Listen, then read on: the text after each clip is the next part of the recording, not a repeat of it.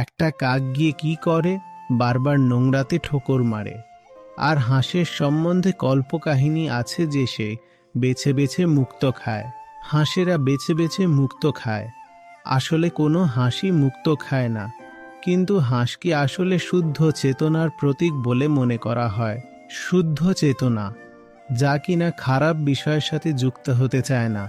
তাই সে যেটা উচ্চতম বিষয়, শুধু তার সাথেই সম্পর্ক রাখতে চায়। এই অর্থেই বলা হয় যে হাঁস শুধু মুক্তোর সাথেই সম্পর্ক রাখতে চায়, বাকি দুনিয়ার সাথে সে কোনো সম্পর্কই রাখতে চায় না।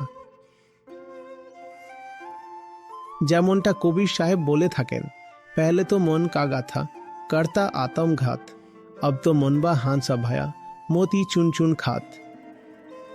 তো কাক যেহেতু স্বভাবতই সেই রকম, তাই সে গিয়ে বিষ্ঠাতে, মলে বা আবর্জনার মধ্যে গিয়ে নিজের ঠোঁট দিয়ে ঠুকরাচ্ছে, এমনটা দেখতে পাবেন।